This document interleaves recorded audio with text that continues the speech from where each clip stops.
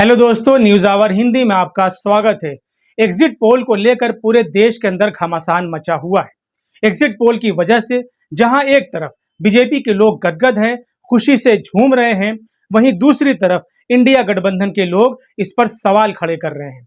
लेकिन इस बीच दो नई चीजें हुई हैं जिससे बीजेपी नेताओं की चिंता बढ़ गई है। पहली चीज ये कि जी न्यूज अपने एग्जिट पोल से पलट गया है। उसने बिहार और उत्तर प्रदेश में पहले जितनी सीटें बीजेपी को दी थी, नए वाले एग्जिट पोल में उसने सीटें घटा दी है और इंडिया गठबंधन की सीटें बढ़ा दी हैं।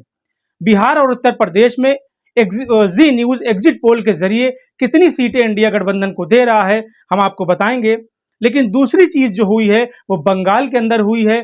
बंगाल में केंद्रीय मंत्री, बीजेपी केंद्रीय मंत्री ने ही अपने एग्जिट पोल पर सवाल खड़े किए हैं।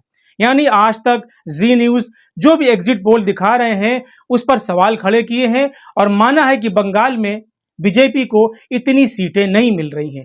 कितनी सीटें मिलेंगी वो भी हम आपको बताएंगे, लेकिन आप पहले ये जान लीजिए कि एग्जिट पोल के हिसाब से बंगाल के अंदर बीजेपी को कितनी सीटें मिल रही हैं। एबीपी सी वोटर की माने तो बीजेपी को बंगाल में 23 से 27 सीटें मिल सकती हैं।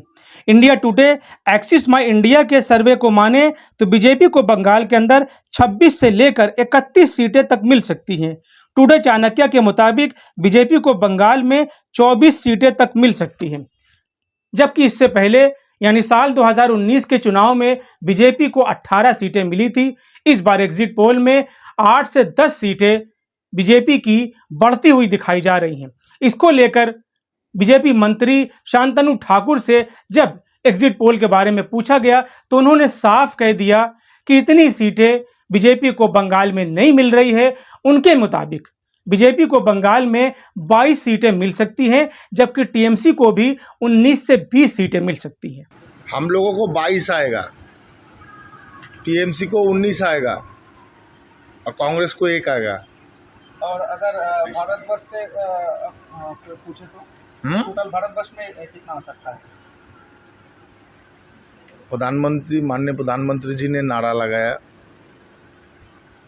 और उस नारा में 400 पार का नारा लगा। अभी देखते हैं कितना आते हैं, यह प्रेडिक्शन करना ठीक नहीं होगा। वहीं दूसरी तरफ दोस्तों, जी न्यूज ने एआई के माध्यम से नया एग्जिट पोल कराया है, जिसमें बिहार के अंदर इंडिया गठबंधन को 15 से 25 सीटें दी जा रही हैं। इसी तरह उत्तर प्रदेश में भी इंडिया गठबंधन की 22 से 26 सीटें आ सकती हैं।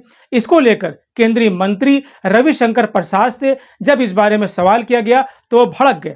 उन्होंने कहा, हम देश भर में बड़ी जीत दर्ज कर रहे हैं, तमाम सर्वे एजेंसियां हमें 400 सीटें दे रही हैं, आप बिहार और उत्तर प्रदेश में हमें घटा रहे हैं, इससे हम सहमत नहीं हैं।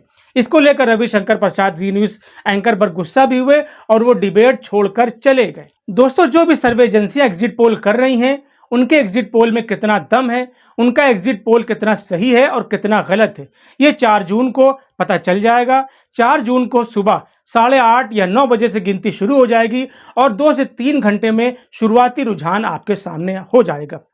तो तब तक के लिए आप इंतजार करिए और जो भी आपकी इस वीडियो के बारे में राय हो हमें ज़रूर कमेंट करें। फिलहाल आज के लिए इतना ही। वीडियो पसंद आया हो तो इसे लाइक और शेयर ज़रूर करें, चैनल को भी सब्सक्राइब करें। धन्यवाद।